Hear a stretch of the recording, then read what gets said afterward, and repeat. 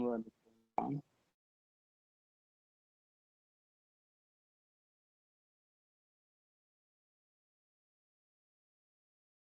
अच्छा, इस पे दोबारा जाते हैं, कल वाले टॉपिक पे हम SPRO में जाएंगे।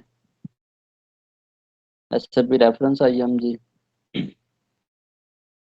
और उसके बाद हम जाएंगे मटेरियल मैनेजमेंट में, परचेजिंग, और नेक्स्ट यहाँ पे है कंडीशन,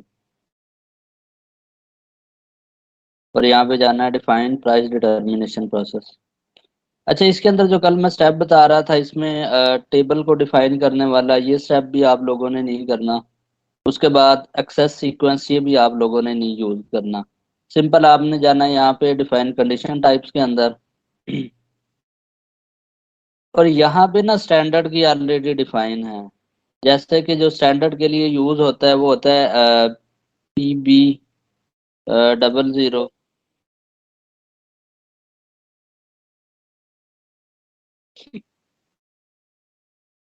ये जैसे ग्रास प्राइस के लिए PB 00 है, उसके बाद PB XX grass price mean के जो हम एक्सेस सीक्वेंस में डिफाइन कर रहे होंगे। उसके बाद R000 ये डिस्काउंट के लिए यूज करेंगे। अगर क्वांटिटी बेस पे डिस्काउंट है तो उसके लिए R00। और अगर डिस्काउंट है हमारा वैसे वैल्यू के लिए तो R002। अगर आपने कॉपी करना है तो आप सिंपल क्या करेंगे, यहीं से इनको कॉपी करेंगे, इनके जैसे ये है PB, और इसको कॉपी एज करें, और यहाँ पे अलग से अपना एक नेम डिफाइन कर दें, जैसे कि TN01, और यहाँ पे मैं लिख देता हूँ NT01। और बाकी ये सेटिंग जो है स्टैंडर्ड की वो यही रहने देनी है आपने। ये स्टैंडिंग जो स्टैंडर्ड की सेटिंग है इसको नहीं इसमें चेंज करना। उसके बाद एंटर करें और इसको सेव कर दें। और फिर इनको आप यूज़ कर सकते हैं, या मोस्टली जो चीज़ें स्टैंडर्ड में दी हुई होती हैं हम उन्हीं स्टैंडर्ड की चीज़ों को यूज़ कर रहे होते हैं। तो ये कंडीशन कल को इसको डिफाइन करने में भी हमारा एरर आ रहा था, जिसकी वजह से वहाँ पे वो चीज़ें शो नहीं हो रही थी। तो अब जो नेक्स्ट मैंने प्राइसिंग प्रोसीजर में जो एक्सेस सीक्वेंस बनाया है उसमें जो चीज़ें हैं स्टैंडर्ड की वो मैंने यूज़ की हैं। इसके बाद जो नेक्स्ट स्टेप था हमारा कैलकुलेशन स्कीमा। और कैलकुलेशन स्कीमा में हमारे पास था NT1000। इसके कंट्रोल में जाएंगे तो बेसिकली कल वहाँ पे जो खुद से चीज़ें डिफाइन की हुई थी वो यूज़ कर रहे थे। लेकिन यहाँ पे क्या करना है, आप लोगों ने जो स्टैंडर्ड की चीज़ें हैं वही यूज़ करनी है। कल इस पे जो डिटेल हमारी डिस्कशन हुई थी कि कौन सी चीज़ें हमारी किस लिए यूज़ होती हैं। PB XX ग्रास प्राइस के लिए, और जो हमारे पास ग्रास प्राइस आ रही होती है इन दोनों में से एक प्राइस हम चूज कर रहे होते हैं। इन दोनों में से जो भी प्राइस आएगी उसको हम यहाँ पे यूज कर रहे होते हैं। ये वन वन यहाँ से स्टेप 1 में जो वैल्यू आएगी वो हमारे पास आ रही होगी ग्रास प्राइस के अंदर। उसके बाद नेक्स्ट हमने डिस्काउंट देना है परसेंटेज की बेस पे। अगर हम परसेंटेज की बेस पे दे रहे हैं तो ये 5 पे जो ग्रास वैल्यू आएगी उसका फॉर एग्जांपल 10% होगा, तो वो हम क्या कर रहे हैं यहाँ पे जो भी वैल्यू हम परचेज ऑर्डर में जब जाएंगे तो वहां पे ये चीजें शो हो रही होंगी। जैसे कि अभी परचेज ऑर्डर भी ओपन कर लेते हैं, /OME21N।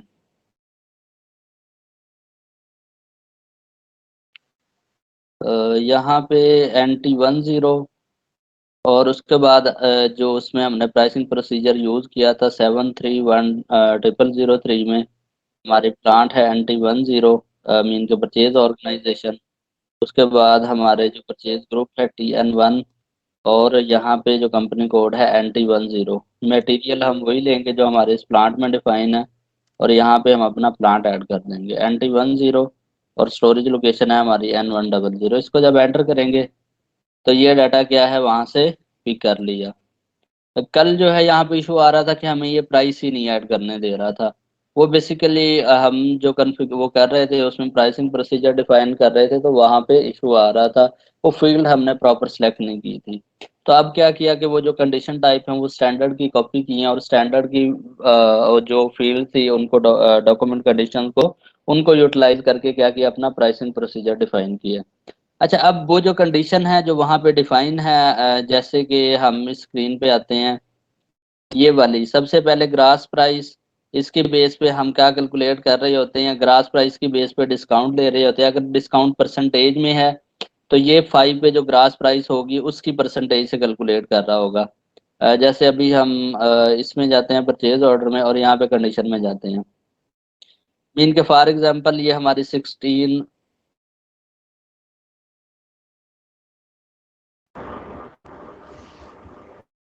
ये जैसे हमारे पास जो प्राइस यहाँ पे आ रही है, क्वांटिटी 400 है और नेट प्राइस हमारी क्या है, 400 यहाँ पे एंटर की हुई है।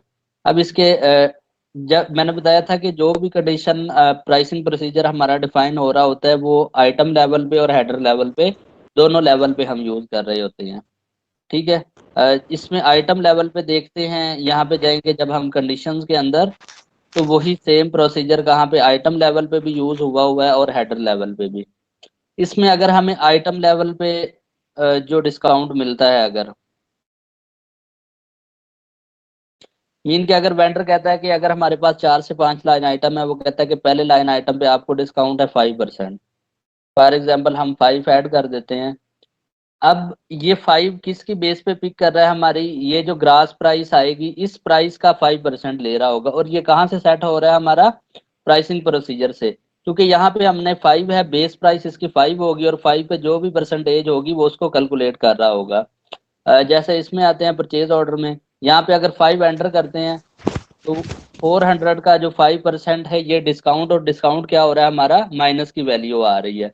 तो इसने क्या किया, टोटल प्राइस में से जो 5% की अमाउंट है उसको क्या कर दिया, माइनस कर दिया, और डिस्काउंट के बाद जो प्राइस हमारे पास आ रही है ये 380 आ रही है। और इस प्राइस को वो प्राइसिंग प्रोसीजर में कहाँ से पिक कर रहा है, आफ्टर डिस्काउंट प्राइस जो आएगी हमारी, वो यूज कर रहा होगा 5 और 10। मीन के ये 5 की वैल्यू और इन 10 की वैल्यू की बेस पे, इन दोनों में से जो भी हम पुट कर रहे होंगे, अगर हम यहाँ पे वैल्यू की बेस पे भी हमें वेंडर डिस्काउंट दे रहा है और परसेंटेज की बेस पे भी, तो हम दोनों ही यहाँ पे क्या कर सकते हैं, ऐड कर सकते हैं। फॉर एग्जाम्पल हम कहते हैं कि यहाँ पे वो 1800 हमें और डिस्काउंट दे रहा है, इसको एंटर करेंगे तो ये भी माइनस में, 1800 ये भी माइनस में हो गया मीन के, और टोटल जो वैल्यू यहाँ पे आ गई 1800, ये भी उसमें से माइनस कर रहा है, और उसके बाद जो वैल्यू ये हमारे पास यहाँ पे निकाल रहा है।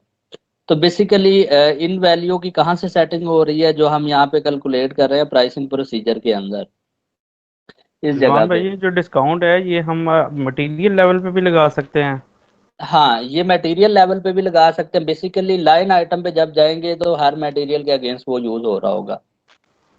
नहीं, मतलब कि हम जब एक मटेरियल अपना बनाते हैं और उसकी जी। जब प्राइसिंग अपडेट करते हैं, तो उसमें भी हम लगा सकते हैं कि इस मटेरियल के ऊपर जो है हमें इतना डिस्काउंट होगा। तो वो जैसे ही हम मटेरियल उसके अंदर MA21 के अंदर पुट करेंगे, तो सिस्टम ऑटोमेटिकली उसका ना डिस्काउंट कैलकुलेट कर देगा। हाँ, ये भी होगा। ये वहां पे MM01 में या MM02 में जब हम डिफाइन कर रहे होते हैं कोई भी मटेरियल जब क्रिएट कर रहे होते हैं, ठीक है।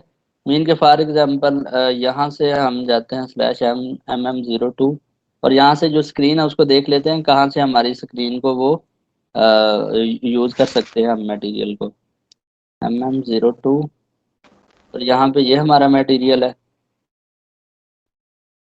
बेसिक सेटअप प्राइसिंग अकाउंटिंग में चले जाते हैं, स्टोरेज लोकेशन में चले जाते हैं, और बेसिक डाटा 2 में जनरल डाटा में देखते हैं।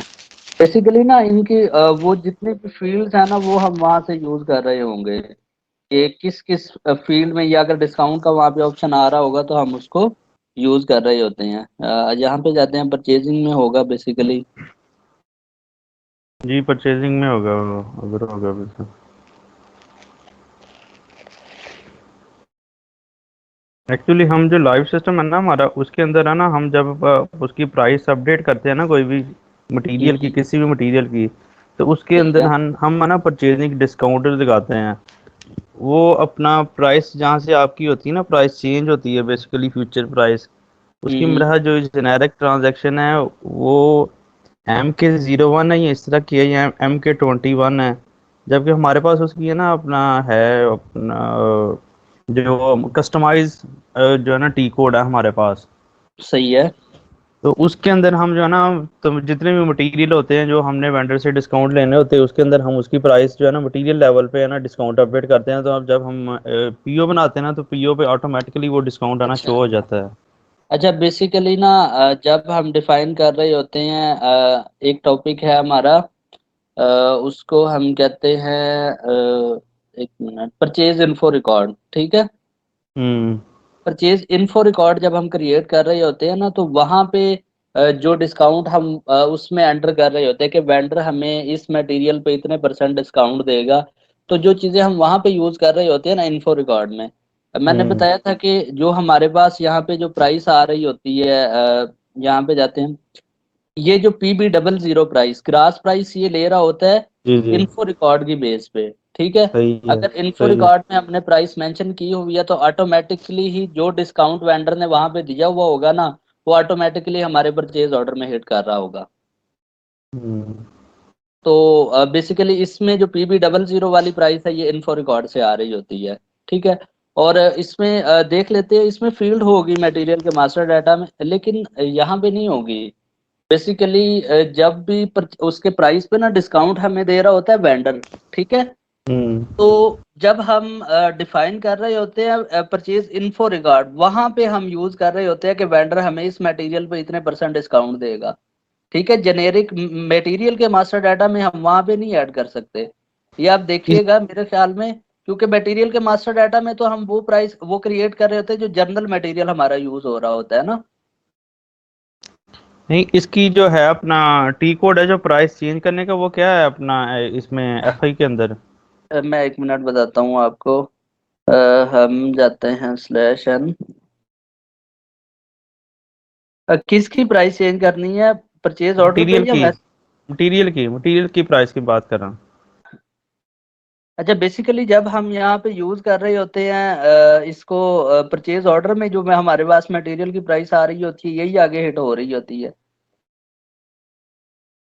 मीन के जो प्राइस हम यहाँ पे एंटर करेंगे, नेट प्राइस या जो भी प्राइस, तो यही आगे हमारे जीआर के स्टॉक में जा रही होती है ना, तो वहां ये पे उससे। प्राइस, हम्म।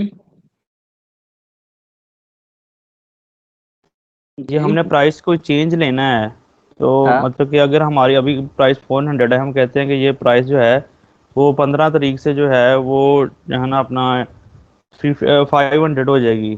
तो इसकी प्राइस फिर हम कहाँ पे जाके चेंज करेंगे? नहीं, ये तो बेसिकली जब एक परचेज ऑर्डर बन जाता है, हमारा एक कॉन्ट्रैक्ट हो गया वेंडर के साथ, ठीक है। हम्म। ये प्राइस तो हमारी परचेज ऑर्डर की ही आगे चल रही होती है ना। जो इन्वेंट्री पड़ी है, परचेज ऑर्डर हो गया, इन्वेंट्री हमने रिसीव कर दिया है, जो हमारे पास इन हैंड स्टॉक पड़ा है, अगर उसकी किसी की प्राइस चेंज करनी है तो वो नहीं सब पूछना चाह रहे हैं कि उसकी प्राइस हम कैसे चेंज करें।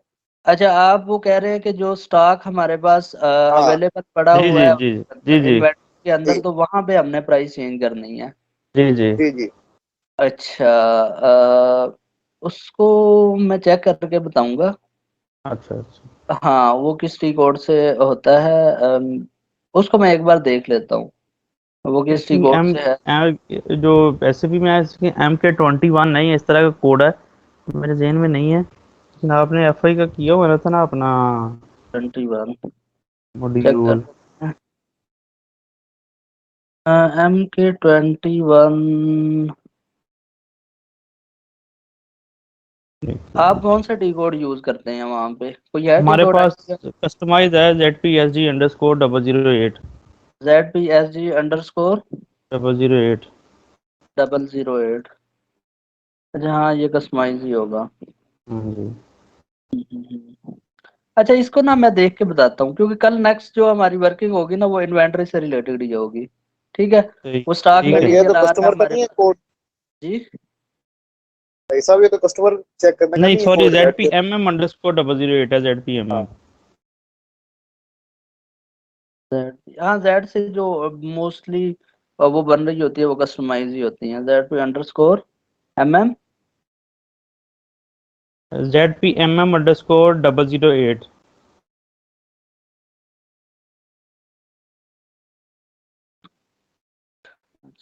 हाँ, ये कस्टमाइज है, इसको मैं कल बताता हूँ आपको ना। वो कहाँ से हम, अगर हमारा जो स्टॉक है और उसकी हमने वैल्यू वगैरह चेंज करनी है, वो कहाँ से होती है, वो नेक्स्ट क्लास में हम इसको डिस्कस कर लेंगे। एम आर वो ट्वेंटी वन है वो। MR21। हाँ जी। एक मिनट, MR21 देख लेते हैं। अच्छा, NT01, और यहाँ पे है NT10। अच्छा, पोस्टिंग डेट हमारे पास है, अलाउड पोस्टिंग पीरियड अगर हम यहाँ पे करते हैं, यहाँ done।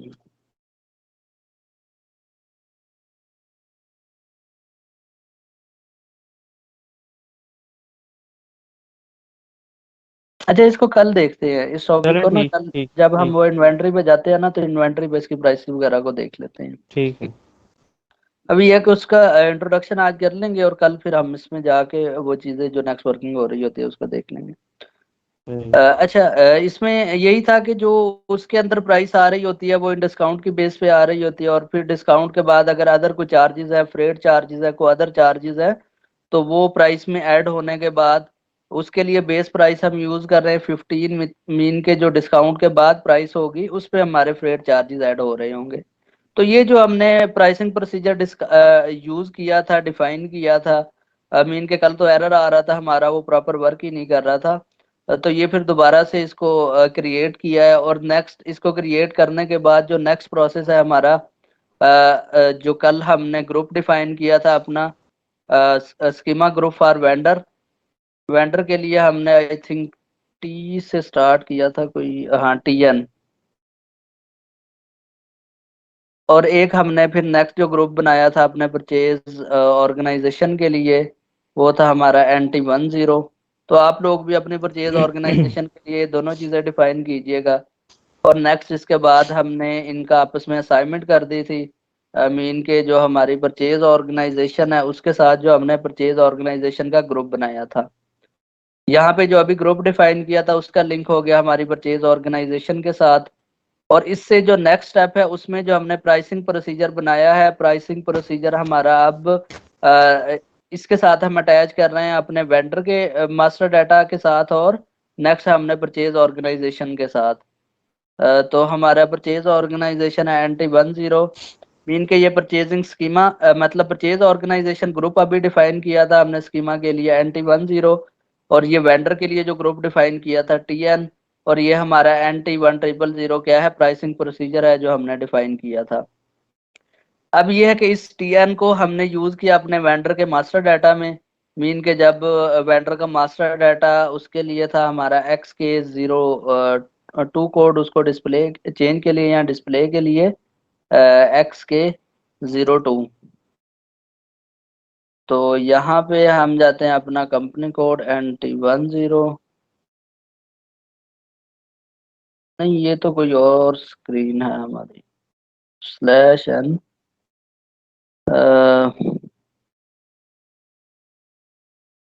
XK02 है। हाँ, XK02। हाँ, ये हमें जो बेसिकली प्राइस स्कीमा है ये हर वेंडर के लिए अलग से बनाना पड़ेगा, हर वेंडर के अच्छा लिए ना, डिफाइन करना पड़ेगा। इसमें ये है कि वो ग्रुप्स होते हैं बेसिकली ना, हमारे पास 3 से 4 ग्रुप होंगे, हर वेंडर के लिए नहीं बनाना पड़ेगा हमें। ये बेसिकली हम बना रहे होते हैं लोकल के जितने भी हमारे पास वेंडर होते हैं उनके लिए, और इंपोर्ट के जितने भी वेंडर होते हैं उनके लिए।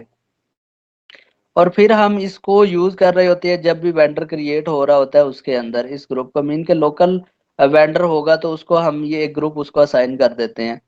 अब इसमें जो जितनी भी हमारी फील्ड यूज हो रही हैं, जैसे कि मैंने तो यहाँ पे यूज किए हैं ये 4 से 5 फील्ड ना बेसिकली। हम्म।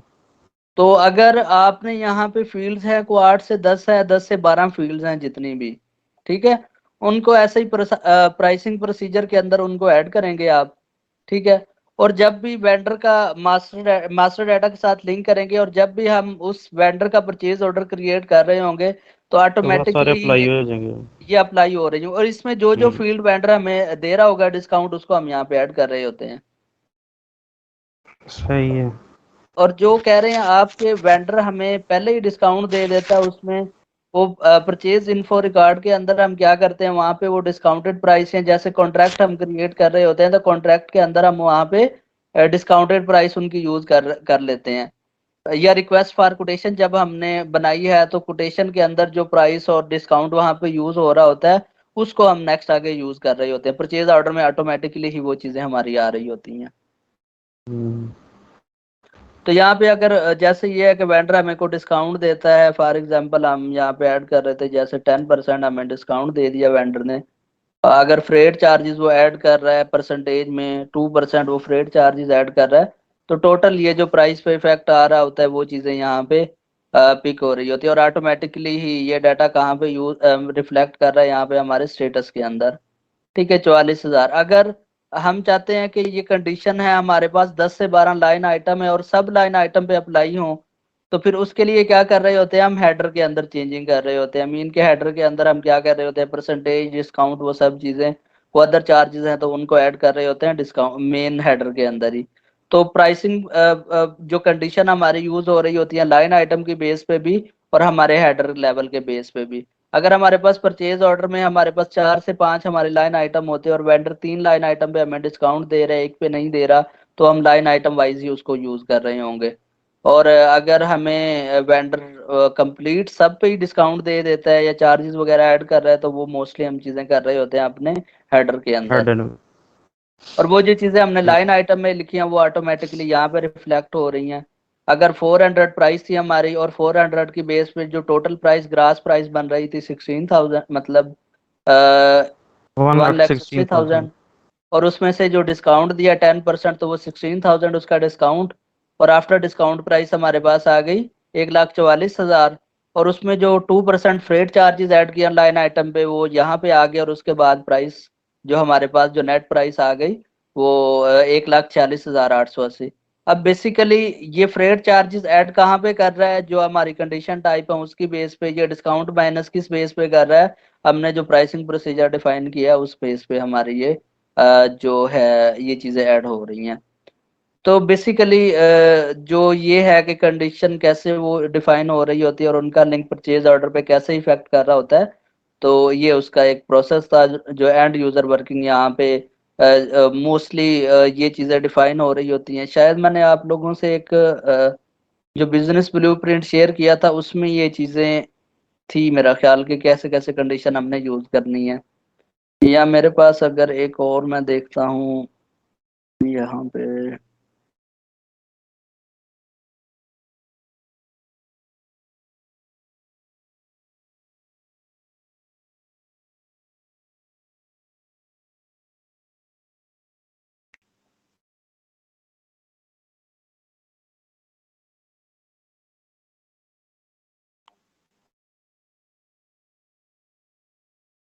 अच्छा जैसे ये है अब ये एक इम्प्लीमेंटेशन थी इकरा यूनिवर्सिटी के अंदर, तो वहां पे क्या था प्राइसिंग स्कीमा, पीबी एक्सेस जो ग्रास प्राइस हमारी आ रही है उसमें क्या दे रहे थे, डिस्काउंट दे रहे थे, और डिस्काउंट था हमारा फिक्स। डिस्काउंट के बाद नेट प्राइस आ गई, और नेट प्राइस के बाद जो अदर चार्जेस हैं मीन के सर्विस सेल चार्जेस हैं, फ्रेट चार्जेस हैं, अदर चार्जेस हैं, इनकी फिक्स प्राइस थी। मीन के जो है फ्रेट चार्जेस और अदर चार्जेस और ये जो परसेंटेज है ये बेसिकली 3 की बेस पे हमारी परसेंटेज आ रही थी सर्विसेज सेल्स टैक्स की। तो ये चीजें कैसे की हैं, ये फील्ड जो ऐसे भी में थी उनको यूज किया है और यूटिलाइज करने के बाद ऐसे ही प्राइसिंग प्रोसीजर डिफाइन किया है। ये जितने भी लोकल वेंडर होंगे उनके लिए ये प्रोसीजर यूज होगा। और अगर हम जाते हैं इंपोर्ट के लिए, तो अब इंपोर्ट की ये डिफरेंट फील्ड्स हैं, वो सब की सब इसमें यूज हो रही होंगी। जैसे इसमें ग्रास प्राइस है, एफओबी है, उसके बाद फ्रेट चार्जेस है, उसके बाद सीएफआर वैल्यूज हैं, फ्रेट प्लस एफओबी।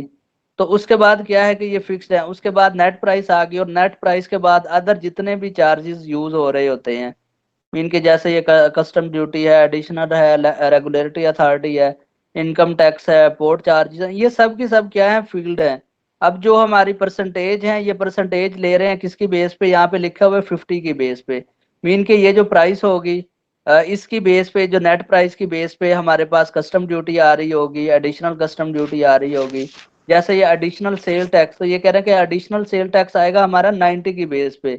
मीन के जो रेगुलरिटी ड्यूटी होगी उसकी बेस पे हमारा क्या कैलकुलेट हो रहा होगा, एडिशनल सेल टैक्स। उसके बाद नेक्स्ट अदर जितने भी हैं ये फिक्स चार्जेस हैं, तो इन सब को यूटिलाइज करके क्या किया था, एक इंपोर्ट के लिए अलग से एक डिफाइन किया था। जो लास्ट में आ रहा होता है टोटल, तो ये यहाँ से स्टार्ट कर रहा है 60 से लेके 290 तक, जितनी भी फील्ड्स हैं उनको ऐड करने के बाद हमारे पास टोटल जो प्राइस आ रही होती है वो है। ऐसे ही अगर हम जाते हैं अपने जो सिंपल जो हमने एक प्राइसिंग प्रोसीजर डिफाइन किया हुआ है। अच्छा अगर आपने देखना है कि ये जो प्राइसिंग प्रोसीजर आपके परचेज ऑर्डर में कैसे यूज हो रहा है, कहाँ पे गया हमारा परचेज ऑर्डर? ये जैसे हमने एक परचेज ऑर्डर बनाया है और इसको दोबारा से ओपन करते हैं, और अगर हमने देखना है कि ये हमारा कौन सा इसमें प्राइसिंग प्रोसीजर यूज हुआ हुआ है, तो यहाँ पे जाएंगे एनालिसिस में। एनालिसिस में जाने के बाद ये जो NT100 है वो कंप्लीट प्राइसिंग प्रोसीजर यहाँ पे मीन के जो हमने डिफाइन किया वो यहाँ पे शो शो कर रहा है। तो एनालिसिस से हम देख सकते हैं कौन सी चीजें कैसे इसमें यूज हो रही हैं। तो ये प्राइसिंग प्रोसीजर से रिलेटेड टॉपिक था हमारा। प्राइस जब भी वो कैलकुलेट हो रही होती है तो इनके बेस पे हम क्या कर रहे होते हैं, प्राइस कैलकुलेट कर रहे होते हैं। अच्छा, इसके बाद ये प्राइस, ये जो टॉपिक थे यहाँ तक ये हमारे थे परचेज ऑर्डर के बाद। अब नेक्स्ट स्टेप जो हमारा यूज होता है, ये इन्वेंटरी मैनेजमेंट स्टार्ट हो जाता है कि एक परचेज ऑर्डर क्रिएट हो गया, वेंडर को दे दिया। अब वेंडर वो मटेरियल लेके हमारी ऑर्गेनाइजेशन में मटेरियल लेके आ जाते हैं। अब उससे जो नेक्स्ट वर्किंग स्टार्ट होती है वो बेसिकली इन्वेंटरी मैनेजमेंट में स्टार्ट होती है। सही तो है। आज जो नेक्स्ट है इसमें हमारा जो टॉपिक बेसिकली उसको थ्योरेटिकल देखते हैं, इन्वेंटरी मैनेजमेंट में क्या चीजें हैं, कैसे वर्क कर रही होती हैं, और इसके बाद कल हम क्या करेंगे, प्रैक्टिकल करेंगे। इसमें ना जो इन्वेंटरी मैनेजमेंट है इसमें बैकएंड कॉन्फ़िगरेशन है वो बहुत ही कम है। मीन के कुछ जगह पे जाके हमने उसकी कॉन्फ़िगरेशन करनी है और वो चीजें ऑटोमेटिकली ही ट्रिगर हो रही होंगी। इसमें नेक्स्ट जो एंड यूजर वर्क है वो ज्यादा है कि हमने स्टॉक देखना है, उसको ट्रांसफर करना है। वो सारी चीजें क्या इसमें इन्वेंटरी के अंदर यूज हो रही होंगी, उसमें डिफरेंट टी कोड यूटिलाइज होंगे। हम देख रहे होते हैं कि हमारे पास कितना स्टॉक अवेलेबल है, कितना इशू करना है, कितना ट्रांसफर करना है। वो सब चीजें कहाँ पे मैनेज हो रही होती हैं, हमारी इन्वेंटरी मैनेजमेंट के अंदर। तो उसके हाँ, अंदर हम इसके जाते जीआर हैं। की भी कोई है अपना बैकएंड, अपना जो कॉन्फ़िगरेशन है? हाँ, गुड रिसीट वो बेसिकली GR वही है ना, गुड रिसीट। अब उसी की कॉन्फ़िगरेशन कुछ चीजें हैं वहां पे कॉन्फ़िगरेशन होगी इसकी ना GR की। बाकी SAP ने स्टैंडर्ड हर चीजें डिफाइन की में सर हुई उसके हैं। कोई नंबर रेंज असाइन करोगी? अच्छा, नंबर रेंज बेसिकली वगैरह ना असाइन? नंबर रेंजेस ऑटोमेटिकली ही उन फील्ड के साथ असाइन है इसमें ना, वो ऑलरेडी ही सब की सब असाइन है। अगर आप खुद से नहीं असाइन करना चाहते हैं तो वो भी असाइन कर सकते हैं, लेकिन मोस्टली क्या है, जो स्टैंडर्ड की चल रही होती है वही यूज हो रही होती है वहां पे। नहीं, बेसिकली यहाँ पे नंबर रेंजेस जितनी भी यूज हो रही होती है वो डॉक्यूमेंट टाइप के बेस पे यूज हो रही होती हैं। मीन के हम्म। कोई भी डॉक्यूमेंट अगर जैसे कि मैं थोड़ा सा आपको बताता हूँ FI के पॉइंट ऑफ व्यू से, कि जब भी जर्नल एंट्री हम पोस्ट कर रहे होते हैं तो उसके बैकएंड पे एक डॉक्यूमेंट टाइप यूज होती है। जैसे यहाँ पे जाते हैं हम, जो उसके लिए जर्नल एंट्रीज के लिए टी कोड होता है FB50। मैक्सिमम स्क्रीन ओपन है यहाँ पे कर लेते हैं /N FB50। अच्छा, बेसिकली डिटेल्स में जाते हैं यहाँ पे।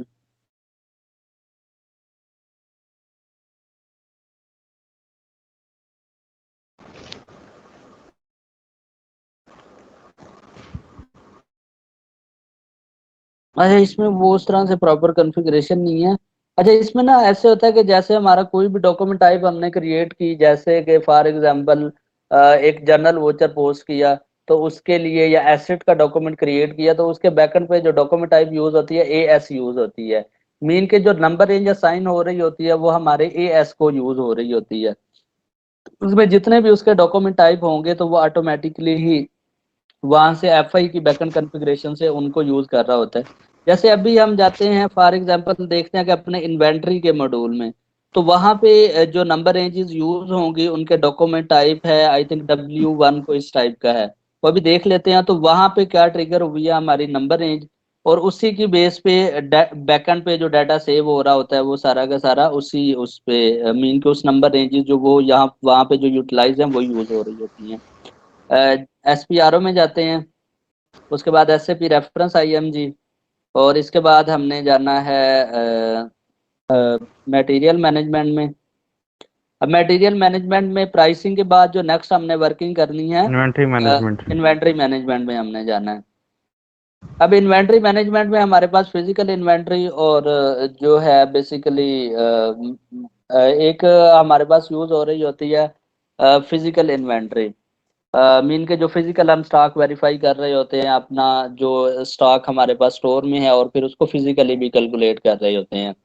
हम्म। तो फिजिकल इन्वेंट्री में क्या कर रहे होते हैं, हम कंपेयर कर रहे होते हैं जितना भी हमारा स्टॉक अवेलेबल है उसमें, और हमारे जो सिस्टम में स्टॉक है, मीन के ऐसे भी में स्टॉक, उनको काउंट कर रहे होते हैं। तो उनकी जो काउंटिंग के लिए हम यूज कर रहे होते हैं ऐसे भी के अंदर।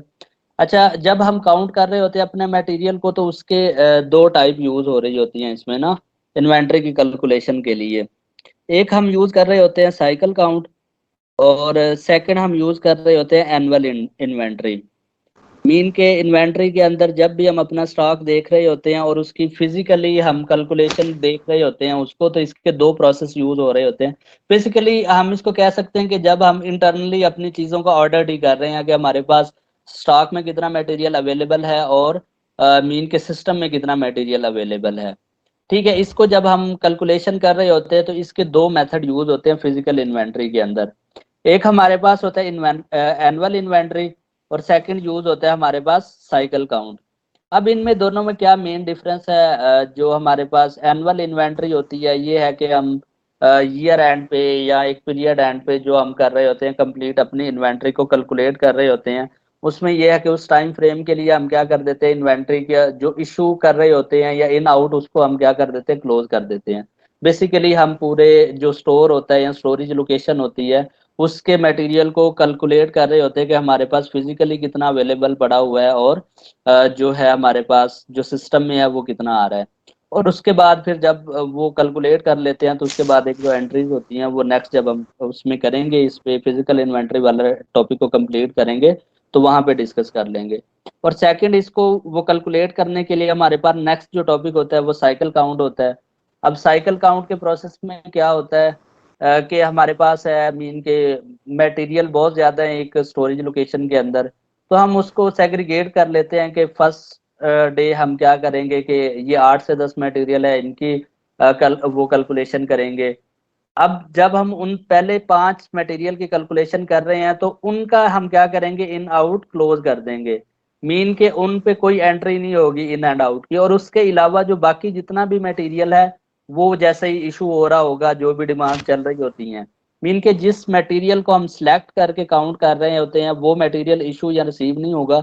इसके अलावा बाकी जितना भी मटेरियल है वो अपने वर्किंग में चल रहा होता। तो उस प्रोसेस को हम क्या कह रहे होते हैं, साइकिल काउंट एक प्रोसेस है। और जो अगर हम एक ही बार कंप्लीट स्टॉक वेरीफाई कर रहे हैं और उसमें हमारे पास इन आउट नहीं है, उस मटेरियल को नहीं कर रहे हमारे पास, तो उसको क्या करते कहते हैं हम एनुअल इन्वेंट्री प्रोसेस। ये बेसिकली दो प्रोसेस होते हैं हमारे फिजिकल इन्वेंट्री के अंदर जो मोस्टली कैलकुलेशन हो रही होती है। जवान भाई, हम भी साइकिल काउंट का जो है ना वो मेथड जो यूज़ करते हैं, एनुअल इन्वेंट्री वगैरह हमने नहीं किया, लेकिन हम जो साइकिल काउंट करते हैं ना, वो हम्म, मोस्टली मटेरियल की है ना इन्वेंट्री एडजस्टमेंट के लिए करते हैं।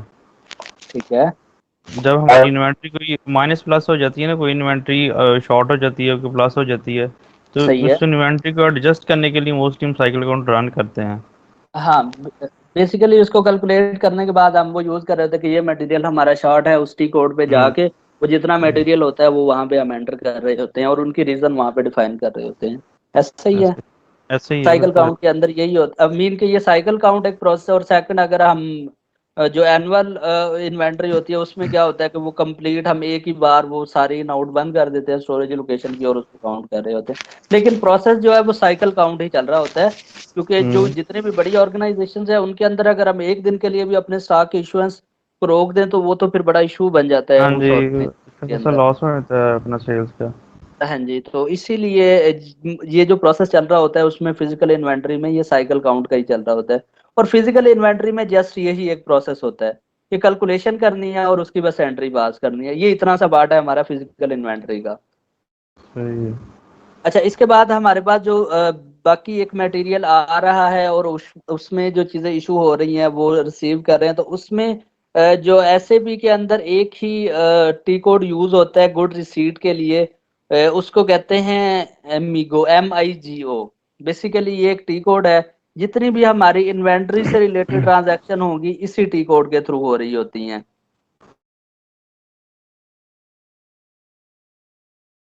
ये एक स्क्रीन है, जो भी मटेरियल परचेज ऑर्डर के बाद जो नेक्स्ट प्रोसेस हमारा आ रहा होता है वो बेसिकली जो भी मटेरियल है हमने परचेज करने के बाद वेंडर वो मतलब कि हमारी ऑर्गेनाइजेशन में लेके आता है, तो उसके बाद जो नेक्स्ट प्रोसेस चल रहा होता है ऑर्गेनाइजेशन के अंदर, आज का बेसिकली हमारा टॉपिक वही है। और इसको कहते हैं जीआर, मीन के गुड रिसीट। एक गुड, हमारे जो भी मटेरियल हमारे पास जैसे ही ऑर्गेनाइजेशन में आता है तो उसकी नेक्स्ट क्या एंट्रीज होती हैं, आज के टॉपिक में वो हम देखेंगे कि कौन कौन सी चीजें उसमें चल रही होती हैं। अच्छा, ये एक मेन टी कोड है जो यूज होता है MIG, और जितनी भी हमारी इन्वेंट्री मैनेजमेंट है वो इसी टी कोड में ही हम यूज कर रहे होते हैं। मीन कि अगर हमारे पास मटेरियल गुड रिसीट हो रही है तो उसके लिए हम यूज करेंगे हमारे पास गुड रिसीट। अगर हम रिटर्न कर रहे हैं तो उसके लिए यूज करेंगे AU01।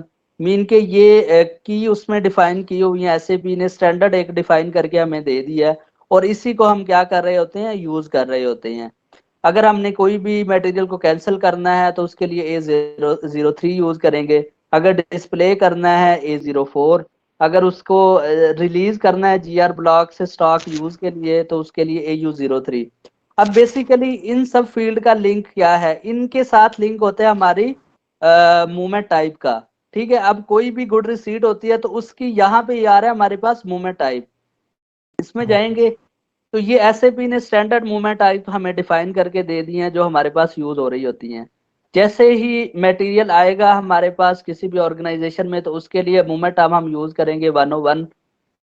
बेसिकली जब भी हमारे पास मटेरियल आता है और उसको डायरेक्ट हम यूज के लिए ले जाते हैं तो उसके लिए मूवमेंट हम यूज कर रहे होते हैं 101।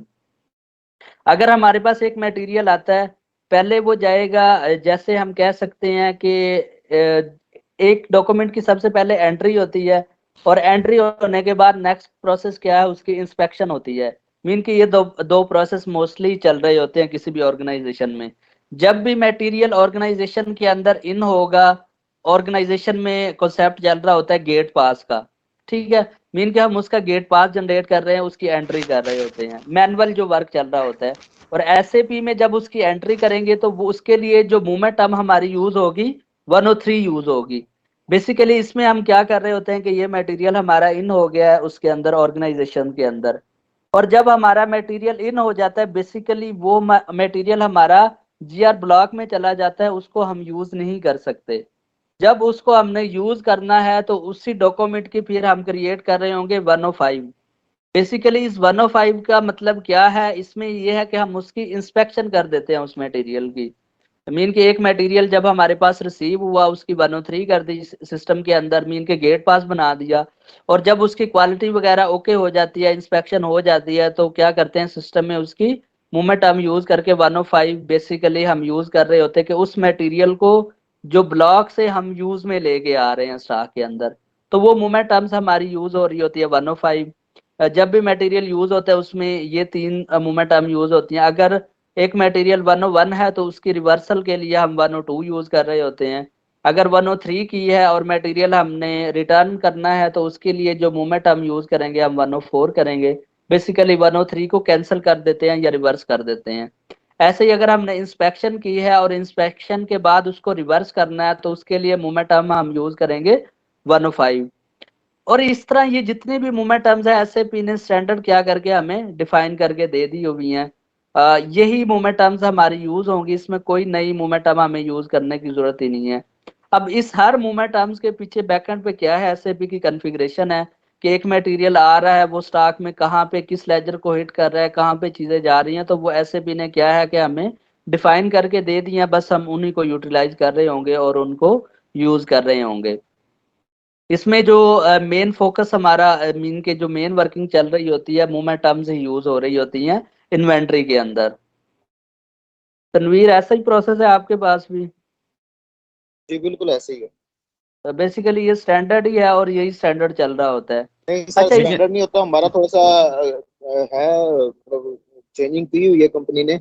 उसमें हम स्टोर लोकेशन टू लोकेशन उसमें फॉरवर्ड कर देते हैं। कुछ हमारा डैमेजेस का स्टॉक होता है, उसकी हमने वो अलग एक मूवमेंट टाइप बनाई हुई है। तो अच्छा उसी वो तरह मतलब जो कुछ हमारे सही है। मीन के जो मेन हमारे इन आउट के लिए ये यूज होती हैं वो तो कस्टमाइज इसमें आप कर सकते हैं। मूवमेंट हम जिसको कॉपी करें और उसको चेंज करने के बाद जो भी फील्ड आपने यूज करनी है वो हम वहां पे डिफाइन कर सकते हैं मूवमेंट टर्म्स को ना। लेकिन हम लेकिन जो जितनी भी हम गुड रिसीव करते हैं ना, वो 101 से ही करते हैं, 103 या 105 हम नहीं यूज करते। अच्छा, आपके पास डायरेक्ट मटेरियल हम यूज में कर हाँ रहे जी, यूज हमारे किया। पास, क्योंकि हमारे पास जो टोटली ना वो फिनिश गुड्स आती हैं।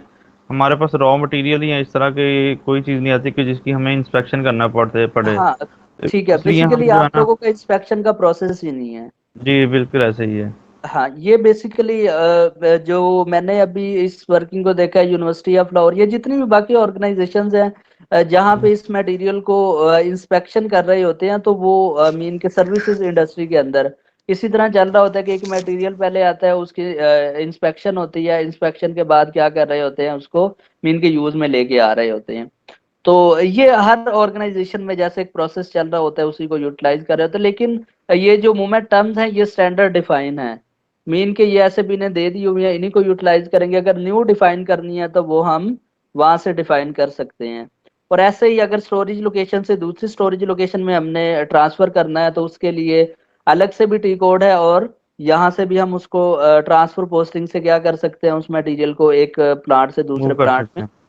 चेंज कर बिल्कुल सकते ऐसे ही हैं। है। जब हम इसमें देखें, यहाँ पे अगर हम कर देते हैं रिटर्न, ठीक है, उसके बाद फिर यहाँ पे जाएंगे तो वो हमारे पास डॉक्यूमेंट के यहाँ पे चेंजिंग उसने कर दी कि वो मटेरियल का डॉक्यूमेंट है या डिलीवरी नोट है, उसको रिटर्न करना है और यहाँ पे हम उसका नंबर लिखेंगे। इसके बाद नेक्स्ट अगर हम जाते हैं यहाँ पे गुड्स इश्यू पे जाते हैं, तो यहाँ पे अगर रिजर्वेशन की बेस पे हमने गुड्स को इश्यू करना है, परचेज ऑर्डर की बेस पे करना है, मटेरियल डॉक्यूमेंट की बेस पे करना है या अदर, तो वो सब की सब ऑटोमेटिकली ही यहाँ पे जो भी चेंजिंग करेंगे इसका इफेक्ट जा रहा होता है हमारे मीन के नेक्स्ट टैब पे। और इसकी सेटिंग कहाँ पे होती है, वो भी अभी टैब पे जाते हैं, वहां पे ये सब सेटिंग जो एसएपी ने स्टैंडर्ड की हुई है, और अगर आप चेंज भी करना चाहते हैं तो वो वहां से कर सकते हैं।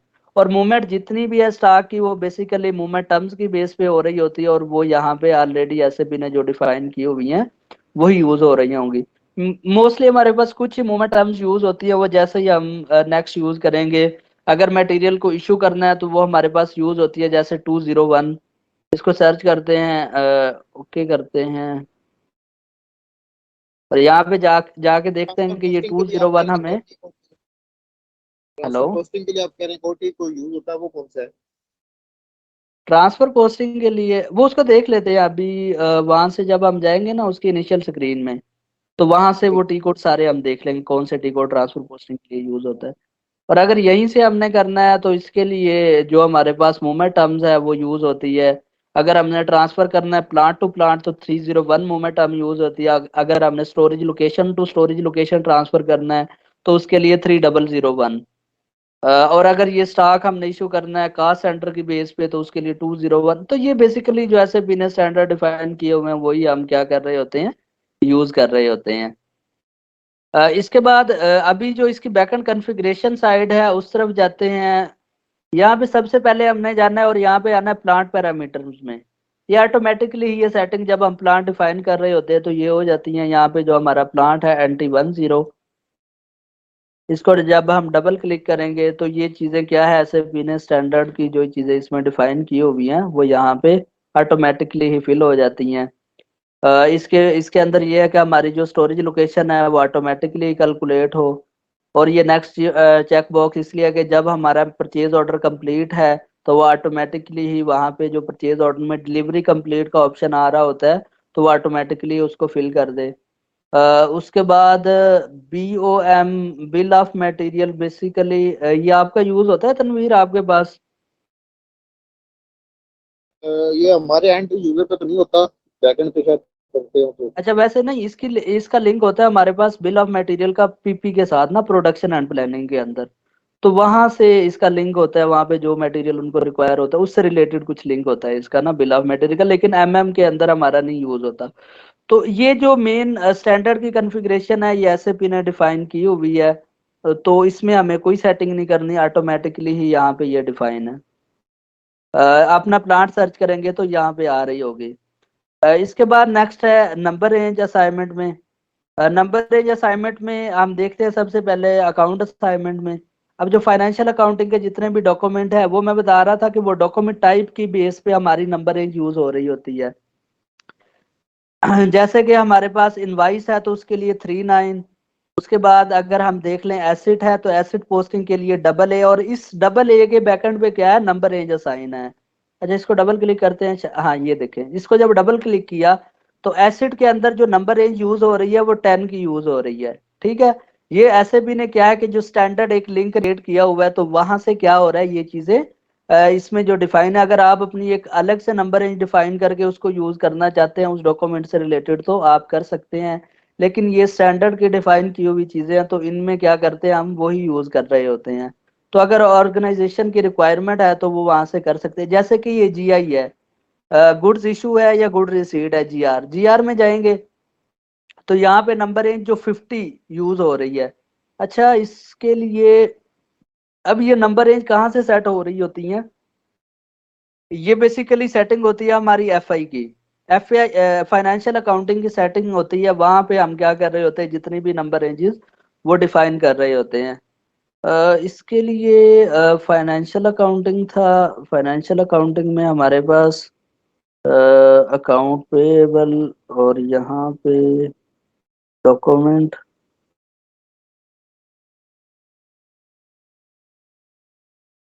Document and number ranges, document entry, और यहाँ पे है हमारे पास, अगर हम देखें NT10, तो अब ना सिर्फ यहाँ पे एक ही नंबर रेंज यूज हुई है। लेकिन अगर मैं देखता हूँ NTDC, अगर NTDC देखता हूँ तो यहाँ पे नहीं है।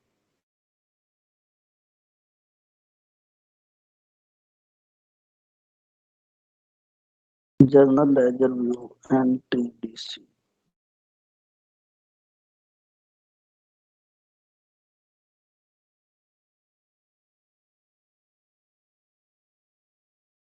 अरे बेसिकली ना यहाँ से लिंक होता है, लेकिन वो स्क्रीन अब मुझे कंफर्म नहीं है उसको। नेक्स्ट जब हम एंट्रीज कर रहे होंगे तो वहां पे वो एरर देगा कि आपने ये नंबर रेंज डिफाइन नहीं की, या करंट फिजिकल ईयर के लिए वो नंबर रेंज नहीं डिफाइन की। तो वो हम वहां से जाके डिफाइन करेंगे। अभी वो एग्जैक्ट मुझे बात नहीं याद कि कहाँ से हम उसको डिफाइन कर रहे होते हैं। तो बेसिकली जो नंबर रेंजेस जितनी भी है हमारी, ये FI का पार्ट होता है, और FI के अंदर हम क्या कर रहे होते हैं, नंबर रेंजेस को यूज कर रहे होते हैं। शायद यहाँ पे था बिजनेस ट्रांजैक्शन। अच्छा, वो है इसी में फाइनेंशियल पार्ट में, अब उसका मुझे क्लियर आइडिया नहीं है, लेकिन वो जैसे ही नेक्स्ट हम वर्किंग करेंगे तो मुझे यकीन है कि वो हमारा आएगा वहाँ पे। नंबर रेंज आपकी कंपनी कोड के साथ इशू नहीं है तो वहाँ से जाके हम उनको सिलेक्ट करेंगे, तो मजीद फिर हमारे पास वो भी क्लियर हो जाएगा कहाँ से हम कर रहे होते हैं। तो बेसिकली जितनी भी हमारी नंबर रेंजेस है वो यूज हो रही होती है हमारी डॉक्यूमेंट टाइप की बेस पे। जैसे ये गुड्स इशू करेंगे तो उसके लिए जो नंबर रेंज हमारी यूज होगी वो डॉक्यूमेंट 49 से स्टार्ट होगा। ठीक है, और ऐसे ही अगर हमारे पास जो है गुड रिसीट का है तो वो हमारे पास यूज होगा 50 से। तो बेसिकली यहाँ पे नंबर रेंजेस हमें डिफाइन करने की जरूरत ही नहीं है, ये ऑटोमेटिकली ही यूज हो रही होती हैं। यहाँ पे हम देखते हैं NTDC इंटरवल। अच्छा, यहाँ पे नहीं है वो चीजें डिफाइन ना। अच्छा, इसके बाद है हमारे पास, अगर गुड्स इशू करने हैं और उनके लिए नंबर रेंजेस, ये डॉक्यूमेंट टाइप जो WE है गुड रिसीट के लिए, और WA है हमारी गुड्स इशू के लिए। तो ये बेसिकली कहाँ से, इससे जो प्रीवियस हम टैब पे गए थे, ये डॉक्यूमेंट टाइप है और इसके साथ क्या है, नंबर रेंज का लिंक है। अगर आप खुद से कोई डिफाइन करना चाहते हैं और उस नंबर रेंज को असाइन करना चाहते हैं तो आप इस डॉक्यूमेंट टाइप में आएंगे, फॉर एग्जांपल WE वाली में या WA में, तो यहाँ पे क्या कर देंगे आप, यहाँ पे उसको चेंज कर देंगे। तो हमें जरूरत ही नहीं है, जो स्टैंडर्ड है उन्हीं को हम लेके चलेंगे। उसके बाद है हमारे पास फिजिकल इन्वेंट्री है, और उसके लिए जो डॉक्यूमेंट टाइप है वो यूज होती है WI। और WI में जितने भी हमारे पास मीन के, जब हम को फिजिकल इन्वेंटरी से रिलेटेड कोई भी डॉक्यूमेंट जनरेट करेंगे तो ऑटोमेटिकली ही WI में जो नंबर रेंज असाइन है हमारी, यहाँ पे देखेंगे WI डॉक्यूमेंट टाइप, और वही यूज कर रहा होगा हमारे पास उसके डॉक्यूमेंट जनरेट करने के लिए। तो ये स्टैंडर्ड ही ऐसे भी ने दिया हुआ है, तो इसमें हमें चीजें खुद से डिफाइन करने की कोई जरूरत ही नहीं है। ये है बेसिकली नंबर रेंजेस जो हिट हो रही होती है हमारे डॉक्यूमेंट के साथ। अच्छा, इसके बाद जो रिजर्वेशन है वो, इसके लिए भी जो डॉक्यूमेंट है ऑलरेडी ये डिफाइन है। तो हमें जरूरत ही नहीं है, वहां पे ये 01 वाली नंबर रेंज साइन है और वही यूज हो रही होगी। तो हमें यहाँ पे खुद से कोई चीज डिफाइन करने की जरूरत ही नहीं है इस टैब पे, नंबर रेंजेस के टैब में। उसके बाद नेक्स्ट है हमारा फील्ड सिलेक्शन। अब जितनी भी मूवमेंट टर्म्स है उनके बैकएंड पे कौन सी फील्ड हमारी ऑप्शनल है, सप्रेस है, तो उनके लिए क्या यूज हो रही होती है हमारी ये फील्ड सिलेक्शन। तो ये ऑलरेडी जो स्टैंडर्ड चीजें हमारी यूज होती हैं वही हम यूज कर रहे होते हैं। उसके बाद एंजॉय सेटिंग में देख लेते हैं। अच्छा, ये जो मैं कह रहा था कि जब भी हमारे पास एक एम आई जियो की स्क्रीन पे आते हैं और ये चीजें मीन के गुड्स इशू किया तो ऑटोमेटिकली ही यहाँ पे चेंजिंग आ गई। कौन सी चीजें आनी है, रिवर्स करना है, वो सब चीजें किस बेस पे आ रही होती है हमारी, इस सेटिंग की बेस पे। इंजॉय सेटिंग फॉर ट्रांजैक्शन, और यहाँ पे आएगा एम आई जियो की स्क्रीन की जो सेटिंग है, इसको एग्जीक्यूट करेंगे तो उसमें ये जितनी भी फील्ड है ऑप्शनल करनी है, सप्रेस करनी है, वो हमारी यहाँ से यूज हो रही होती है हमारे पास। रिक्वायर्ड करनी है तो उनके साथ ये रिक्वायर्ड है। डॉक्यूमेंट हेडर में जब भी हमारे पास टेक्स्ट जब तक ऐड नहीं करेंगे तो वो हमें नेक्स्ट वर्किंग नहीं करेगा, ये रिक्वायर्ड एंट्री है। तो ये वही स्टैंडर्ड ही हम यूज कर रहे होंगे। यहाँ पे फील्ड सिलेक्शन पर मूवमेंट टाइप। अब हर मूवमेंट टाइप के साथ जो फील्ड सिलेक्शन है, जैसे ये 101 है तो उसके साथ ये 3 फील्ड है। अब इनको ऑप्शनल है, रिक्वायर है, वो करना है, वो सारी मूवमेंट टाइप की जितनी भी फील्ड्स हैं वो यहाँ पे यूज हो रही होती हैं। तो इसमें स्टैंडर्ड की जो चीजें होती है उसको हम नहीं चेंज कर रहे होते क्योंकि वही हमने यूज करनी है। अच्छा, उसके बाद नेक्स्ट है जो बात हो रही थी कि जब हम एम आई जियो का टी कोड एग्जीक्यूट करते हैं तो कौन कौन सी ट्रांजैक्शन उसमें आ रही हैं। तो जब हम एम आई जियो का टी कोड यूज करते हैं तो एम आई जियो के अंदर हमारी ये सब की सब स्क्रीन आ रही हैं। तो ये कहाँ से लिंक हो रही हैं हमारी, यहाँ पे जाते हैं, इसको क्लिक करते हैं और यहाँ पे जाएंगे ट्रांजैक्शन इवेंट। तो ये सारी आ रही है हमारे पास, गुड रिसीट है, रिटर्न है, कैंसिलेशन है, वो सब की सब।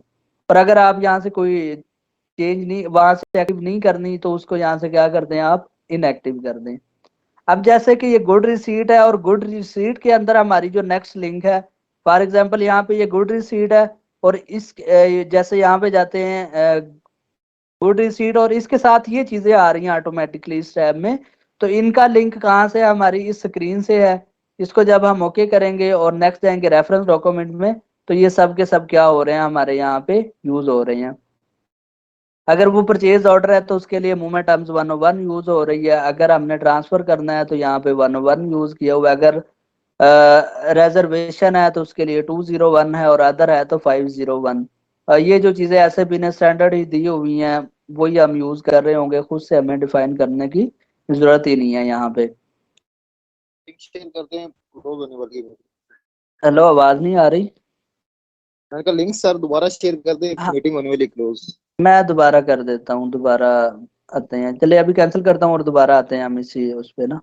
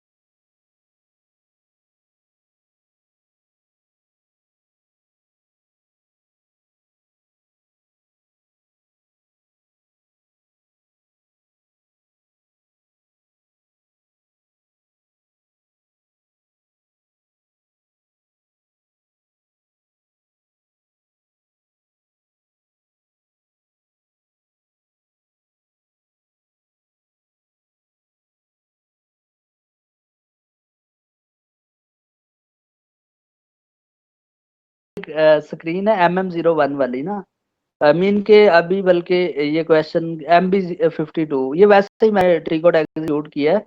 इस टी कोड पे अभी कोई बात नहीं हुई। वो एक क्वेश्चन था कि हमने प्रीवियस अगर अपना स्टॉक देखना है तो वो किस टी कोड से देखेंगे। तो वो इंशाल्लाह कल जो क्लास होगी उसमें मैं एक बार देख के ना वो कल क्लियर करवा दूंगा। जो अभी है हमारा टॉपिक वो वही चल रहा है कि हमारे पास जो MI जियो की स्क्रीन पे जो चीजें हमारी आ रही हैं, स्क्रीन शेयर हो रही है सबको? सर हो रही है। जी सर, हो रही है सर। सही है। अच्छा, इसमें हम डिस्कस कर रहे थे कि हमारी जो मिगो की स्क्रीन है उस पे जो चीजें मूवमेंट टर्म हमारी यूज आ रही हैं वो किस बेस पे आ रही होती है हमारी? Setting for transaction and reference document. अगर आप कस्टमाइज करना चाहते हैं कि आप चाहते हैं कि MI जियो की स्क्रीन पे मेरे पास एक दो चीजें आई तो बस वहां से वो यूज कर रहे होते हैं। लेकिन जो स्टैंडर्ड एक SAP ने दिया है, जितनी भी हमारी मूवमेंट्स वगैरह हम एक ही टी कोड की बेस पे हम यूज कर रहे होते हैं। अच्छा, इसके बाद है कोई भी मटेरियल हम इशू कर रहे हैं या ट्रांसफर कर रहे हैं तो इसमें ये क्रिएट स्टोरेज लोकेशन ऑटोमेटिकली का ही ऑप्शन होना चाहिए। यहाँ पे प्लांट में जाएंगे और अपना चेक करेंगे NT10। तो ये बेसिकली अच्छा, यहाँ पे है NT10।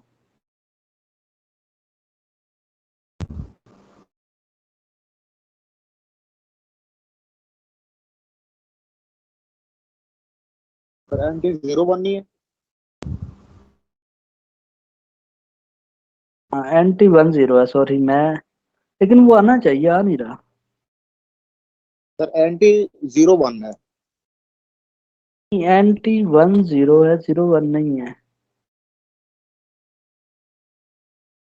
अच्छा, स्टोरेज लोकेशन, एक मिनट, स्टोरेज लोकेशन थी हमारी N10000।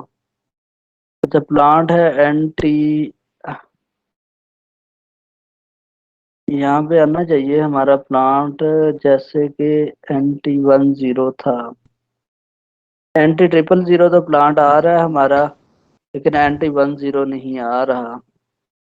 यहाँ पे उम्मा टर्म्स भी यूज नहीं हो रही होगी। अच्छा, इसको बैकएंड जाते हैं और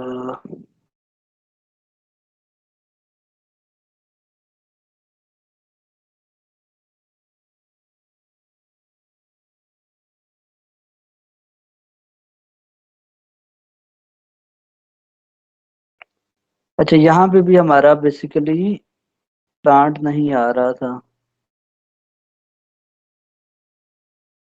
तो मेरे ख्याल NT00 ही हमने क्रिएट किया। हम्म, अच्छा, यहाँ पे हम क्रिएट करेंगे अपना, या कॉपी कर लेते हैं हम, मेन जो है अ, यहाँ पे आ रहा होगा NT1, इसको कॉपी कर लेते हैं और कॉपी एज, और यहाँ पे सेटिंग है हमारी NT10।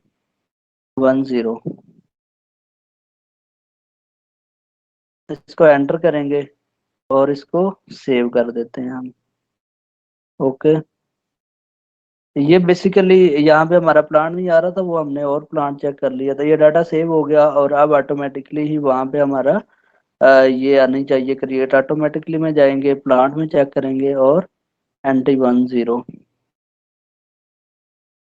सेलेक्ट कर लीजिएगा। अब देखिए, ये वहां से जब हमने प्लांट को यूज किया तो NT10 यहाँ पे आ गया और इसकी जो ऑटोमेटिकली ही क्या है स्टोरेज लोकेशन, वो ऑटोमेटिकली ही क्रिएट हो।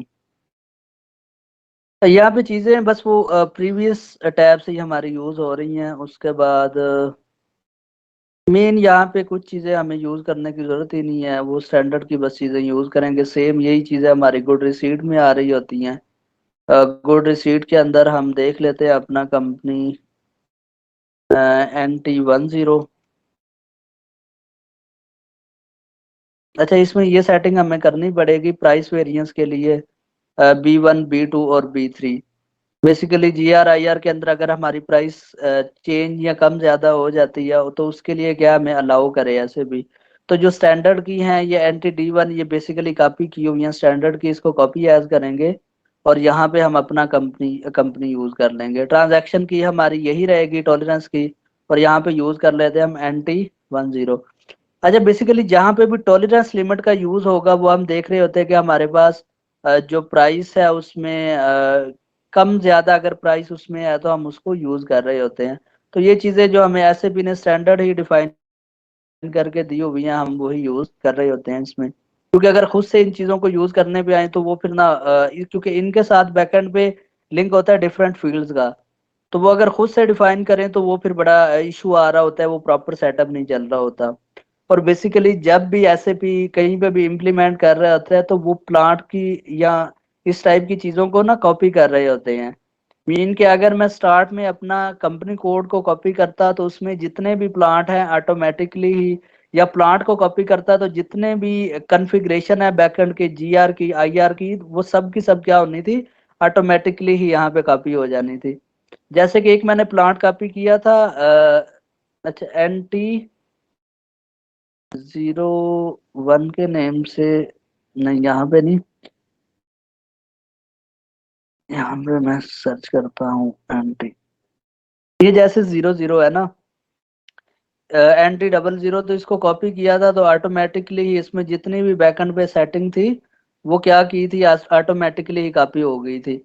लेकिन ये है कि ये हमने खुद से वो कॉन्फ़िगरेशन चीज़ों की कर रहे हैं तो वो चीज़ें हम यहाँ पे लिंक क्रिएट कर रहे हैं। और नेक्स्ट है इसमें क्रिएट स्टोरेज लोकेशन, ऑटोमेटिकली ही प्लांट में जाएंगे तो यहाँ पे हम सर्च करेंगे तो हमारा प्लांट यहाँ पे आना चाहिए NT10, या NT10, और इसमें स्टोरेज लोकेशन ऑटोमेटिकली क्रिएट होगी। उसके बाद जो नेक्स्ट सेटिंग है, अच्छा एक ये सेटिंग मैंने बताया था कि जब मटेरियल का मास्टर डाटा क्रिएट करते हैं तो जैसे ही मूवमेंट हम हमको यूज करें तो उसको यूज करें तो ऑटोमेटिकली ही परचेज ऑर्डर क्रिएट हो जाए वेंडर का। अच्छा इसकी सेटिंग हम यहाँ से करते हैं, और सेकंड यहाँ इसकी जो सेटिंग हो रही होती है परचेज ऑर्डर की, मीन के जैसे ये 101 है, इस मूवमेंट टर्म को जब हम यूज करेंगे तो ऑटोमेटिकली अगर सिलेक्ट करने के बाद और इसका लिंक हम क्रिएट कर रहे होंगे अपने परचेज ऑर्डर, जब हम मटेरियल का मास्टर डाटा क्रिएट करते हैं मीन के MM01 में, तो वहां पे एक टैब आ रही थी परचेजिंग के अंदर ऑटोमेटिक पीओ क्रिएशन, उस टैब को ऑन करेंगे और नेक्स्ट हम वेंडर के मास्टर डाटा में जाके वहां पे यूज कर रहे होंगे ऑटोमेटिक पीओ ओपन, तो जैसे ही हम एक मटेरियल को यूज कर रहे होंगे मूवमेंट टर्म्स के थ्रू तो ऑटोमेटिकली उसका पीओ क्रिएट हो जाएगा। कि नेक्स्ट कल उसमें देखते हैं कि इसकी प्रैक्टिस करेंगे कि कैसे ये वर्क कर रहा है। उसके बाद सेट एक्सपायरेशन डेट, बेसिकली हमारे पास जो मटेरियल होता है हम उसमें सेट करते हैं कि ये इतने टाइम के बाद एक्सपायर हो जाएगा। मीन के ये मोस्टली चीजें जो प्रोडक्शन इससे रिलेटेड होती हैं फूड से, तो वहां पे ये यूज हो रहा होता है। तनवीर आप लोगों के पास भी है कि एक डेट के बाद वो चीज एक्सपायर हो जाती है उस शेल्फ में?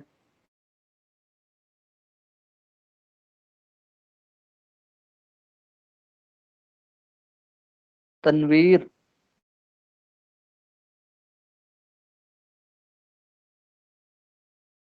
तनवीर आवाज नहीं आ रही है, आई थिंक आप। क्या अच्छा कह रहे हैं? बेसिक, अच्छा मैं कह रहा हूँ मीन के आपके पास वो इस तरह की सेटिंग वहां पे की हुई होगी कि एक मटेरियल जितना भी है आपका, एक डेट है उसकी एक्सपायरेशन डेट होगी, जब वो चीज एक्सपायर होगी तो ऑटोमेटिकली वहां से वो चीज रिमूव कर देते होंगे। हाँ जी। हमारा फिर ये होता है कि वो हम मूव कर देते हैं, एक्सपायरी की हमारी स्टोरेज लोकेशन होती है लदा से, तो उसके अंदर अच्छा। हम मूव कर देते हैं उसको, और वो जो मटेरियल स्टॉक के एक्सपायर मास्टर हो डाटा जाता है। में यूज कर रहे होते हैं आप? नहीं, हम स्टोरेज लोकेशन हमने उसकी लदा से बनाई हुई है, लेकिन मटेरियल मास्टर डेटा में हमने उसकी एक्सपायरी डेट डिफाइन करते हैं और उसको हम प्रॉपर ट्रैक भी कर रहे होते हैं उसकी एक्सपायरी को। सही है। तो हमारी बेसिकली कुछ उस, जो मटेरियल है ना वो होता है टेम्परेचर सेंसिटिव, उसको सही बेसिकली है। हम एक्सपायरी में यूज़ करते हैं। जो जनरल यूज़ होता है हमारा सोप है या दूसरा एरियल वगैरह है, उसको हम हम्म, नहीं, उसकी एक्सपायरी सिस्टम के थ्रू ट्रैक नहीं करते, वो हम मैनुअली ट्रैक करते हैं। सही। अच्छा इसके बाद जो बैकएंड कॉन्फ़िगरेशन है, बस यही है एसएबी की जो मेन हमें ना इन्वेंटरी से रिलेटेड करनी होती है। उसके बाद इसमें नेक्स्ट है, जैसे हम रेजर्वेशंस हैं, बेसिकली रेजर्वेशन कोई भी मटेरियल की जब डिमांड या कोई भी डिपार्टमेंट कर रहा होता है तो वो उस मटेरियल को रिजर्व कर रहा होता है, तो वो रेजर्वेशन का कंसेप्ट है उसके बैकएंड पे। इसके साथ कास्ट सेंटर हिट हो रहे होते हैं हमारे, जितने भी डिपार्टमेंट है उसको कास्ट सेंटर एलोकेट होते हैं कि वो मटेरियल को कंज्यूम कर रहे हैं, तो वहां पे हमारी यूज हो रही है मोमेंट टर्म। या बेसिकली जब हम यूज कर रहे होते हैं किसी दूसरे मॉड्यूल से, हम अपने मॉड्यूल में मटेरियल को जैसे कि अगर हम पीएम मॉड्यूल से एक मटेरियल हमें पीएम मॉड्यूल में चाहिए और एमएम के साथ जब लिंक क्रिएट हो रहा होता है तो उसका वहां पे वो रिजर्वेशन जनरेट हो रही होती है। ऐसे ही जब पीपी के थ्रू वो चीजें उधर आ रही होती हैं तो वहां पे रिजर्वेशन क्रिएट हो रही होती है। बेसिकली रिजर्वेशन का कॉन्सेप्ट ये है कि हम मटेरियल को रिजर्व कर लेते हैं कि इस डिपार्टमेंट को ये मटेरियल चाहिए। मेन इसमें रिजर्वेशन का के साथ लिंक होता है हमारे कॉस्ट सेंटर का। और कॉस्ट सेंटर पे हमारे बेसिकली बजट यूज हो रहा होता है तो वो उसकी जो एफएम का मॉड्यूल है उसके साथ लिंक होता है हमारा। इसके बाद देख लेते हैं ये inventory management, physical inventory transfer. नहीं, यहाँ पे कोई चीजें नहीं है। तो मेन जो बैकएंड कॉन्फ़िगरेशन है इसकी यही है। ये है उससे रिलेटेड जितनी भी है ना हमारी इन्वेंटरी से रिलेटेड जो मूवमेंट टर्म्स हैं और जो प्लांट है उसके साथ लिंक हमारा यहाँ पे क्रिएट हुआ है इसमें। अब इसके साथ जो नेक्स्ट है, जब भी हमारे पास कोई भी मटेरियल मीन के हम उसकी मटेरियल आ रहा होता है हमारी ऑर्गेनाइजेशन के अंदर। जैसे कि ये एम आई जियो की स्क्रीन है और यहाँ पे हम यूज करते हैं, ट्राई करते हैं अपने मटेरियल को। गुड रिसीट है, परचेज ऑर्डर है। और परचेज ऑर्डर जो हमने लास्ट अभी बनाया है उसको देख लेते हैं कि वो यहाँ पे आता है हमें क्या इशू देता है, MM01। अच्छा, बेसिकली ना अभी इसमें जो मिस है ना वो चीजें हैं हमारी, उसको कह सकते हैं जो हमारी एफआई और एमएम की इंटीग्रेशन है। जब भी मटेरियल किसी भी ऑर्गेनाइजेशन में रिसीव हो रहा होता है तो उसके दो डॉक्यूमेंट जनरेट हो रहे होते हैं। एक हमारा होता है मटेरियल डॉक्यूमेंट और एक होता है हमारा इन्वेंटरी से रिलेटेड डॉक्यूमेंट ना, बल्कि एक अकाउंटिंग डॉक्यूमेंट हमारा जनरेट हो रहा होता है और सेकंड हमारा जनरेट होता है मटेरियल डॉक्यूमेंट। अब जो मटेरियल डॉक्यूमेंट का लिंक होता है वो हमारा बेसिकली क्वांटिटी के साथ होता है कि कितना हमारे स्टॉक में वो मटेरियल आया है, इशू हुआ है, या वहां से आई मीन के मटेरियल जो अगर रिसीव हुआ है तो वो रिसीव में कितने मटेरियल की क्वांटिटी हमारी आई है, और अगर इशू किया है तो वो कितना मटेरियल है। अच्छा, ये कुछ एरर दे रहा है, देखिए इसको स्क्रीन को हम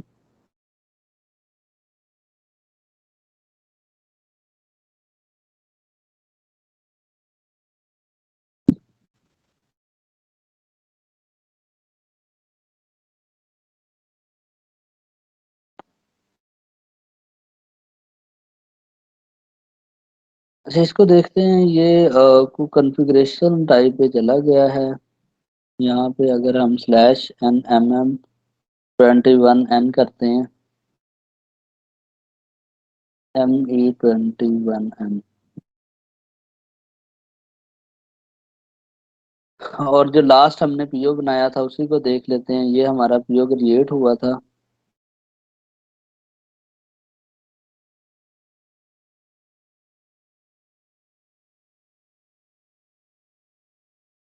अच्छा, ये पता नहीं क्या आपको सेटिंग का इशू हुआ है, क्या हुआ है ये बैकएंड पे, अब वो टेबल्स के अंदर चीजों को सर्च कर रहा है। ये मैं बता रहा था कि जब भी हमारा कोई भी मटेरियल रिसीव हो रहा होता है, जीआर होती है, तो उसपे हमारे दो डॉक्यूमेंट जनरेट होते हैं।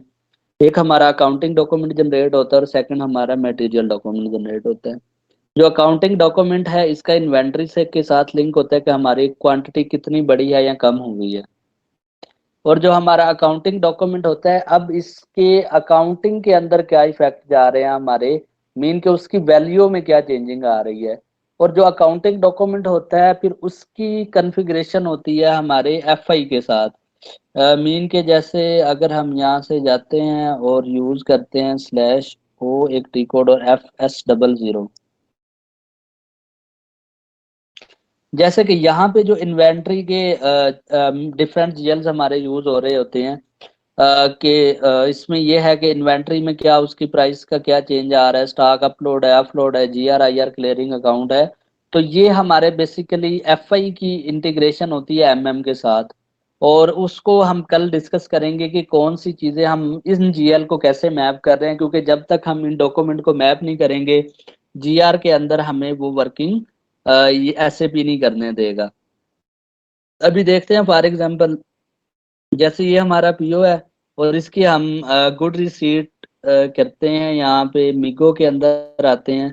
अच्छा, मीगो टी कोड किधर है, इसको कैंसिल कर देते हैं और यहाँ से MIGO।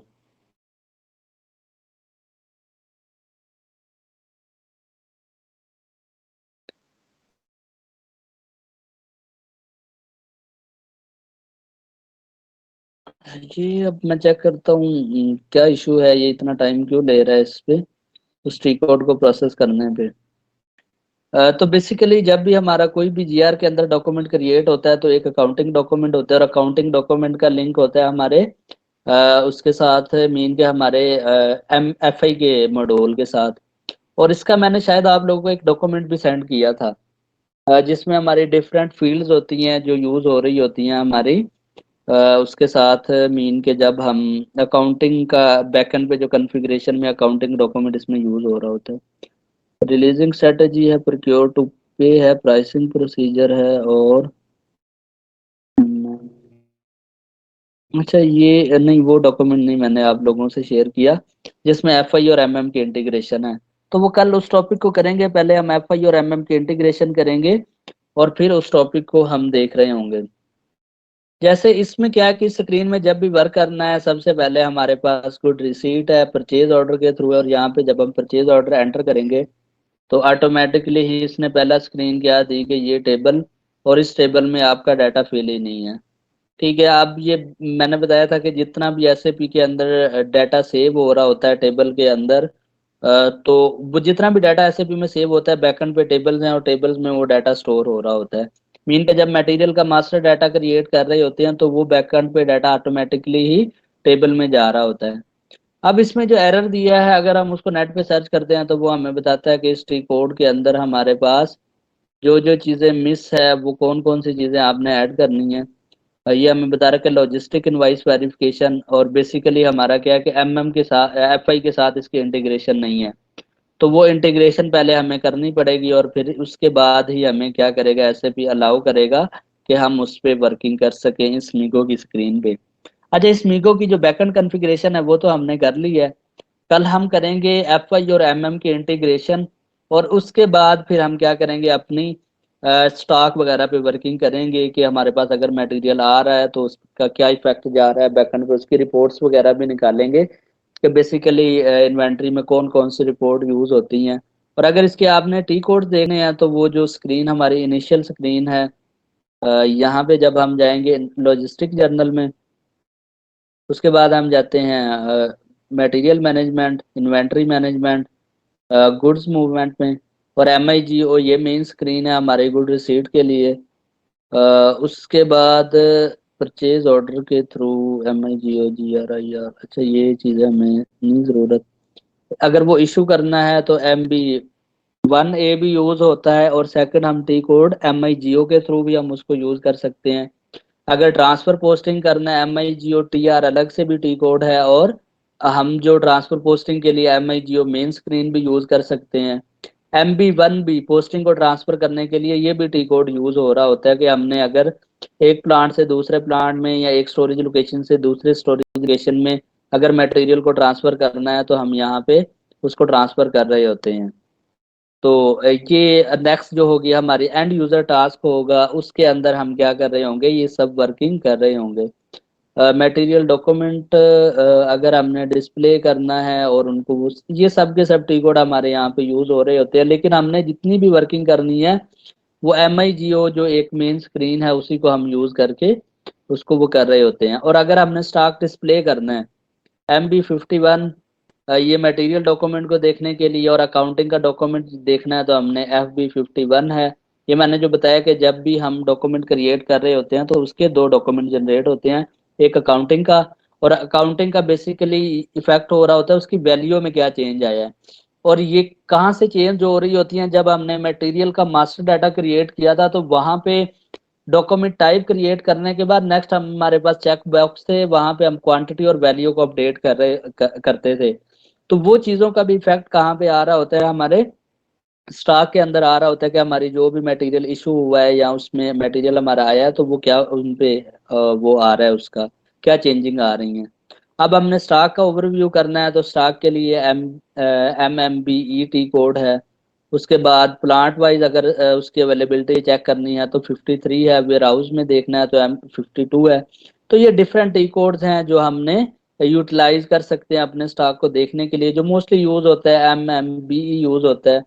जैसे कि फॉर एग्जांपल यहाँ पे अगर मैं एक प्लांट के अंदर अपनी वो देखना चाहूँ कि कितना स्टॉक पड़ा हुआ है। NTDC नहीं, N180।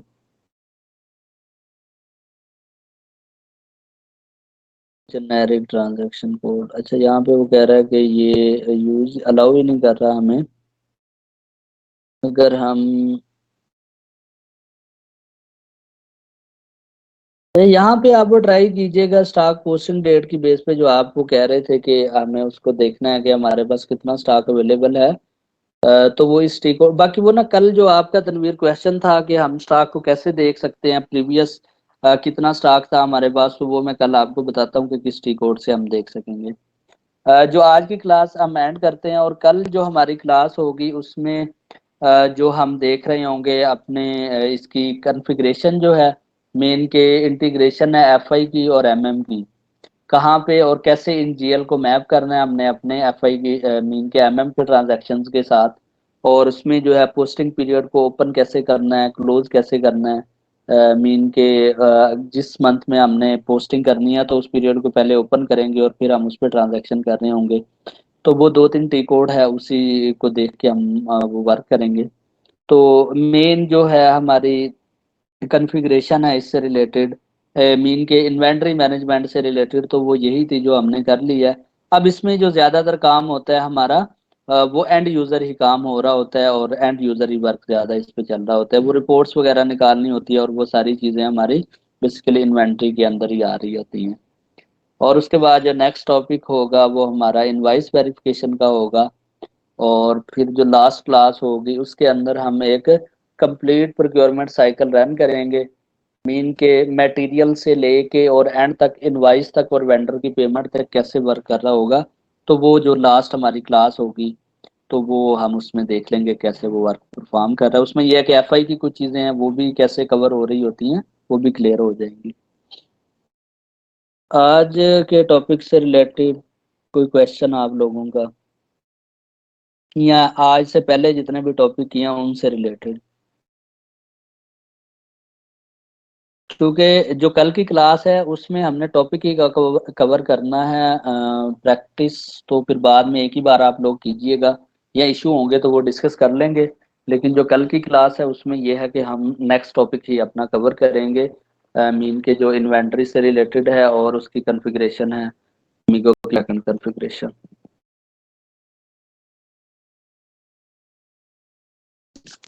आवाज आ रही है?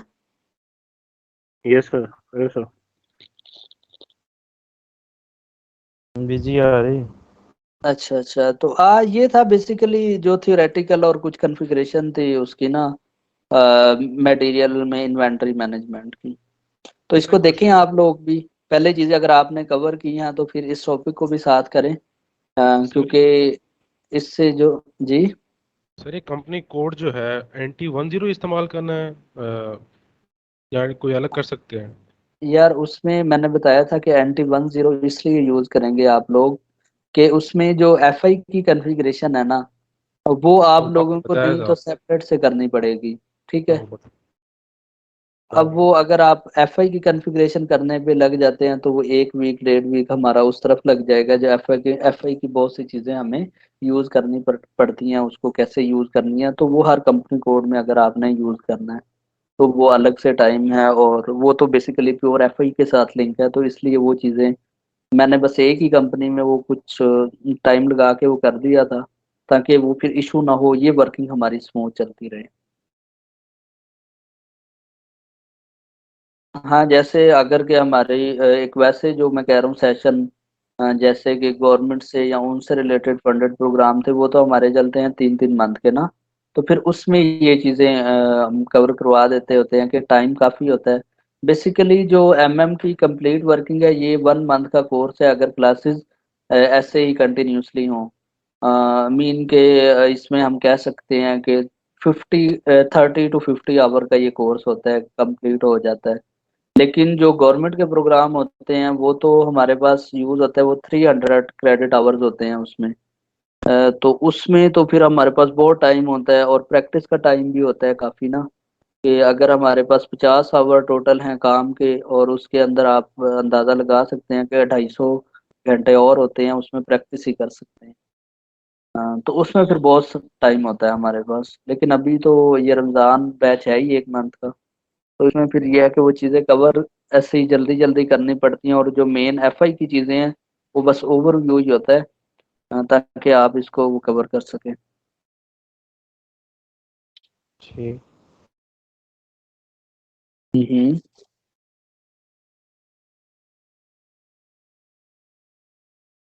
नहीं नहीं नहीं, ये स्टाइपेंड नहीं पे करते बेसिकली। ये कोर्स अगर बाहर से करें तो आपको 2 से 2.5 लाख में पड़ेगा, तो ये फ्री आपको करवा रहे हैं, तो इसमें स्टाइपेंड की तो जरूरत ही नहीं है। अरे गवर्नमेंट का जो करा रहे हैं प्रोग्राम, वो तो ऑनलाइन तो मेरा ख्याल है नहीं है। नहीं, ये ऑनलाइन नहीं है, ये इन्होंने स्टार्ट किया हुआ है, मेरा ख्याल ऑन कैंपस ही किया हुआ है। वैसे ऑनलाइन करवाते हैं ये गवर्नमेंट वाले? नहीं, ये ना पहला बैच था, उसमें कोविड की वजह से ऑनलाइन क्लासेस हुई थी। इसके अलावा ना इनका ये जो कोर्स है वो इनके फिजिकली होता है। कराची में नहीं और करा रहे क्या इस दफा? इस दफा नहीं, असल में ना इस दफा मुझे लगता है इनके पास को पुराना कोटा बचा हुआ है, जो ये क्लासेस करवा रहे हैं। इनके ऐसे होता है कि नेवटेक ने इनको फंड इशू किए होंगे, और इनके जो लास्ट बैच था उसमें को सीट्स इनके पास अवेलेबल होंगी। इनके 100 सीट्स या 200 सीट्स ना, मीन की पेमेंट तो इनके पास आ गई है। अब इन्होंने क्या करना होगा कि वो उनकी एडजस्टमेंट भी करनी होती है, तो उसके लिए फिर दोबारा से ये ऑफर किया है। क्योंकि अगर गवर्नमेंट की तरफ से ये प्रोग्राम चल रहा होता तो फिर जो लास्ट टाइम किया था, 3 इदारे थे यहाँ पे ना, तो तीनों ने करवाया था। जैसे यूनिवर्सिटी ऑफ लाहौर ने भी करवाए थे ये कोर्सेज, नेक्स्ट जो है ईएक्सटी के पास थे, और थर्ड ये हमारी कंपनी जो डीटीएस है, इन्होंने भी करवाया था इस कोर्स को ना। लेकिन इस बार तो सिर्फ वो ईएक्सटी करवा रहे हैं, और मेरे ख्याल में इनके पास सीट्स भी वो लिमिटेड ही होंगी, और वो जो गवर्नमेंट ने फंड की हुई होंगी, मतलब पुरानी फंडिंग होगी और उसी को यूज कर रहे हैं ये।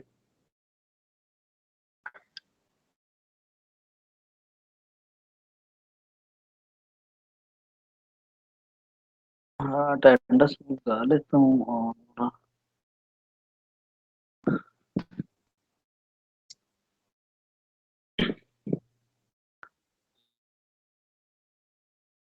और बाकी ये है कि इस टॉपिक को करें कवर ना, ताकि इस पे ये है कि चीजें बैकएंड क्लियर हो जाएं, फिर इसकी जो एंड यूजर वर्क है वो। अच्छा, बाबर है आज? अच्छा अच्छा, ठीक है।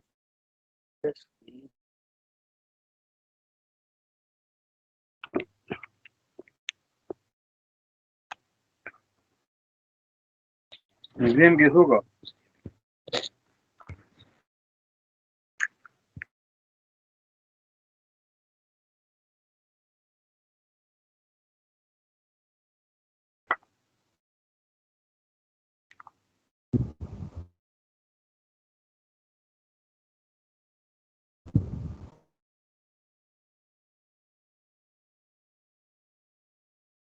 अच्छा, मुझे बताइएगा, बाबर आज है?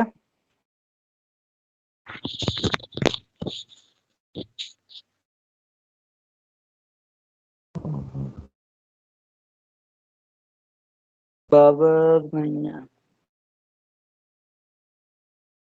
बल्कि बाबर था पहले, उसमें था पहले सेशन में। पीर नूर मोहम्मद भी है, अली असगर भी है, यस सर।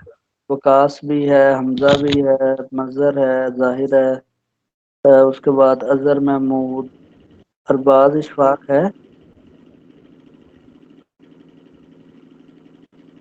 अरबाज इशफाक।